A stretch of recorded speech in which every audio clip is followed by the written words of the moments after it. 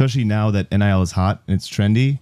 Everyone's like, hey, how did you guys know that this was coming? It's like, truth be told, like there wasn't like this magic time where we're sitting there like, hey, the NCAA is going to change their rules one day and we'll stand to benefit from that. Like that was never the intent. I think we knew that if the company is around long enough, because at the core, we've been always just trying to help every athlete. That's our vision statement. We've said that for like 10 years now. Yeah. So we're like, if we're around when these rules change, man, holy shit, like we'll actually be able to help every athlete, not just professional athletes, not just retired athletes, not just alumni athletes, but like every athlete and student athletes. And so we got a letter in the mail. It was like 2019, like that summer-ish. And Blake walks up to my office and he's like, he printed it out, right? And he puts it on my desk and I'm like, what is this? And I look and there's a blue dot in the top left corner. And it was the NCAA. And they're like, hey, it's basically like we are considering changing the rules or the legislation. And we would love to invite you to be part of the working group because we know your extensive experience helping professional athletes with name, image, and likeness for the last 6 years at the time, 7 years at the time. So they're inviting us to be sort of the experts to help them navigate what is coming. And when we saw that and Blake's sitting in my office, I'm like, things are really going to change now. Like it was like the most exciting day because we just... When was this? Like 2 years ago, almost to the day. Yeah. It was in July 2019. Yeah.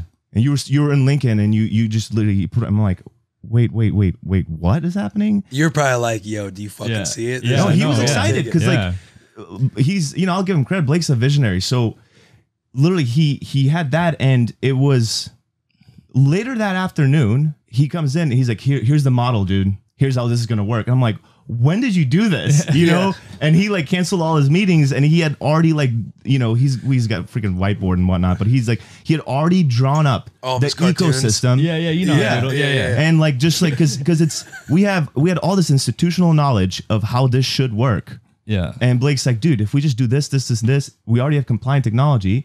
We already know the people in the space. And the thing is, like Blake mentioned, all the acronyms, all different sports organizations. What's interesting is they all have different rules. Yeah. Right. Like if you're a brand and you want to work with NFL players, if you don't have a NFLPA license, you can only work up with the 5 active players. Once you go beyond that, you got to get a license. Well, with the MLBPA, it's 2, right? It's only 2 players. So if you're and these are guys who are not in the union, basically. Yeah, exactly. Okay. So it's like, you have to understand all those rules. A lot of times we were educating brands that were looking to spend money in sports on what it's like to work with players. So then this whole thing is like, of course the NCAA is going to reach out to us and be like, hey, if we're going to do this, what's the right way to do it? Right. Because there's going to be a lot of compliance. There's going to be a lot of regulation. What are the rules that should be in place? And so he's like, dude, it's right here. So that was exciting. Like right there. Yeah. So like that was the only compliment I'm going to give him all day. He's gassing me up. For every compliment that I give Blake, I just destroy him. Oh, bro, well, we've done nothing but drag him since you guys got in Nashville. Compliment to insult ratio 1 to 5. That's 100%. 1 to 5. Way higher. Yo, so when all of it finally got announced, like obviously you guys are probably still living in the highs, probably some lows too. I know you've been in some phone calls as well. Like what's it been like since it's all dropped, since it's all been announced? Like how many athletes have actually started to benefit off of Opendorse, like off of name, image, likeness? Because everyone thinks, like I think the same way, is probably going to be the best player on every team or maybe the hottest. Like how many athletes have actually started to benefit from this? Well, I mean, right now there's 40,000 student athletes that use Opendorse, and like they are all 1 click away from getting an endorsement deal. Like we have a brand partner, GoPuff, that's basically like, hey, we will pay every single student athlete in the country. Like, because there's so many people like, oh, only the quarterback's going to get a deal. Only the starting point guard's going to get a deal. But we've got a brand that's like, no, we will offer every single student athlete in the country, right? So as soon as a student athlete downloads the app and signs up, they get their first endorsement deal. So what is GoPuff? They must be like, they must have a shitload of money to spend, right? It's a snack delivery app, right? Like it's like Postmates, but for a college campus. It's open 24/7. You need snacks in the middle of the night, man, GoPuff is there. It's pretty cool. No free shout outs. No free shout outs to GoPuff. You better spend on Opendorse to pay for this fucking shout out. Oh really? Yeah, it is, yeah. So I'm just behind the time. I'm just not up. Yeah. Okay.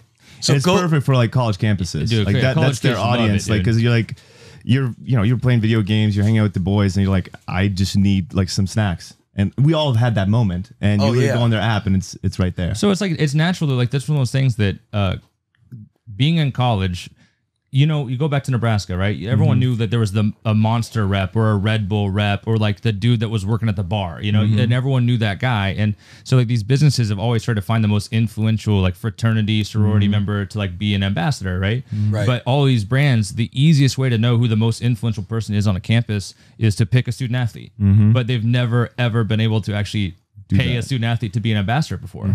Right. And if they did, it's always been in in an envelope or.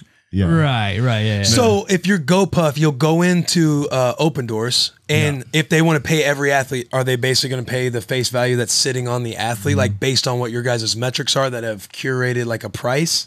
You know what I mean? No, these guys have a flat rate offer for anybody. It's the same for everybody, right? So, and they're just like, hey, if you're a student athlete and you turn on deals, and boom, like within seconds, you get your first endorsement offer. You say yes, and then Opendorse automates, like they send out the tweet. They send in the payment. We handle the tax preparation. Like these kids are getting paid within seconds of signing up. It's wild. And we have a bunch of partners that are comparable to GoPuffs that are lining up for these. We call them like welcome offer programs, where what they want to do is they want to be able to help every athlete. So we're like, well, that aligns with what we want to do. So like our idea for Opendorse in the future is that as a student athlete, if you have the app, that every week there's a deal sitting there for you from a different brand. Like every week you're like, oh, I just went to the app and I'm able to make $50. I'm able to make $100. And I think the coolest part also from all the brands that we've been like, just everyone that's been calling us inbound to really figure this out, is there's just like where everyone's thinking that they're just going to go after the quarterback or the star volleyball player. It's like most of the brands that want to do big things at scale are like, I want to help every athlete. I want to do it with gymnasts, with the softball players. I want to do with niche sports.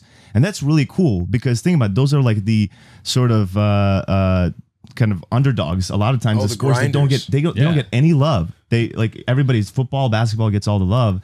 And now we get to actually prove out the model to say that every student athlete should benefit from this, from name, image, and likeness, and they get to actually do it. I hope you guys like this clip. If you want to continue to be for the boys, you need to like this video, subscribe to the channel, share with a friend, and check out our playlist. We have all the links right here on the screen. As always, biggest of hugs and tiniest of kisses. Also, go check out the full episodes, but always for the boys.